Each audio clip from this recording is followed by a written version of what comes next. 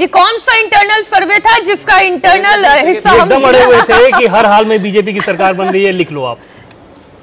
चलिए अब तो लिख ही दिया हमने, बताइए। देवेंद्र जी, इसके 2-3 कारण हैं। नंबर 1 तो सबसे पहले ये कि आदरणीय प्रधानमंत्री जी की जो कैरिज्मेटिक लीडरशिप है, हम इसको कहीं पर भी कम आंक ही नहीं सकते। लोग कहते थे कि इस देश में कभी भी पूर्ण बहुमत की सरकार नहीं बन सकती, गैर बीजेपी बनी। फिर कहा गया कि रिपीट हो ही नहीं सकती, पिछले 35 साल में नहीं हुई, बनी। फिर कहा गया कि तीसरी बार सरकार तो आज तक हिंदुस्तान में गैर कांग्रेसी बनी नहीं, बनी, छोड़ दीजिए उसको। फिर इसके बाद दुनिया भर की चीजें इधर उधर बताई गई कि हरियाणा में ऐसा नहीं हुआ। बिल्कुल ठीक बात है, 67 से पहले एक ही साल में 3 बार अलग अलग सरकारें बनी थी, उसके अलावा कभी हुआ ही नहीं ऐसा, वो भी हो गया।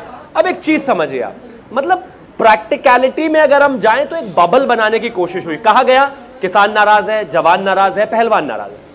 आप मुझे एक चीज बताइए, पहलवानों की जहां तक बात है, आपने एक पहलवान के नाम पर चुनाव लड़ा और वो पोस्टर जो आपने लड़ाया उसके सामने अगर वो भी आज कहीं ना कहीं पीछे रह रहे हैं, ट्रेल कर रहे थे अभी तक, अभी तो फिलहाल आगे चल रहे हैं, तो समझ सकते हैं कि कितना उस बात में दम था। दूसरा, किसान। शिवम बस एक सवाल का जवाब आपसे चाह रही हूँ, छोटा सा। बबल की आपने बात कही, बबल तो फिर कांग्रेस ने बना दिया ना। कांग्रेस कह रही है चुनाव आयोग से शिकायत करेंगे, नतीजे बड़े स्लो दे रहे हैं। हमारे बचपन में ना बच्चे, मतलब आजकल तो शायद ऐसा नहीं होता, बच्चे जो स्कूल जाते हैं ना वो बड़े रोंदू होते थे। मैं मानता हूं इस दुनिया में शायद सबसे रोंदू कोई पार्टी है ना तो वो कांग्रेस वाले हैं। ये मतलब ये निकलते ही नहीं, उसी समय पर सेम डे सेम रिजल्ट्स में जम्मू कश्मीर में रिजल्ट आ रहे हैं, वहां उनको रिजल्ट बहुत अच्छे लग रहे हैं क्योंकि जीत रहे हैं।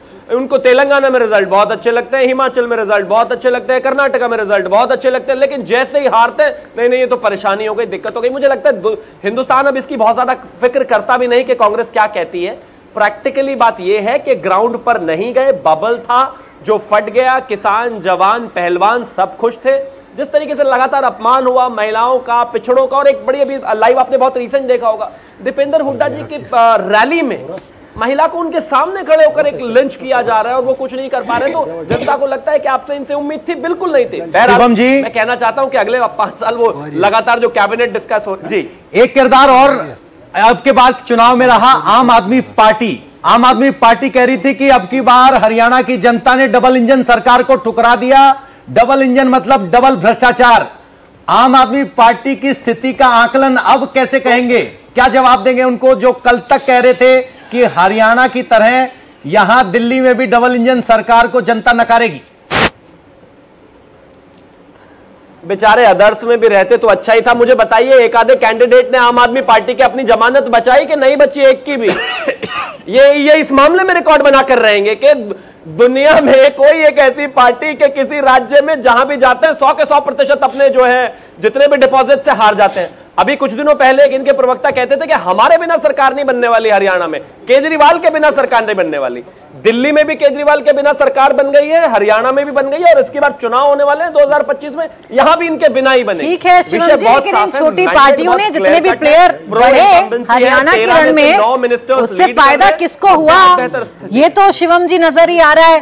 खैर बहुत मुबारक आपको, आप जो कह रहे थे वो हो गया और हरियाणा में फिलहाल आपकी सरकार बनती हुई नजर आ रही है। शुभकामनाओं के साथ बहुत धन्यवाद आपका शिवम जी, हमारे साथ जुड़ने के लिए, इस चर्चा में शामिल होने के लिए। तो इस वक्त की बड़ी खबर यही है कि हरियाणा में बीजेपी ने बड़ा उलटफेर कर दिया है। 49 सीटों पर बीजेपी ने बढ़त बनाई हुई है, 35 सीटों पर कांग्रेस ने बढ़त बनाई हुई है। जम्मू कश्मीर में कांग्रेस का प्रदर्शन खराब रहा, 18% जो वोट है वो कांग्रेस को मिल रहा है, जबकि एनसी और कांग्रेस का जो गठबंधन है वो 51 सीटों पर आगे है, बीजेपी 28 पर आगे है और अदर्स के खाते में 11 सीटें जा रही है।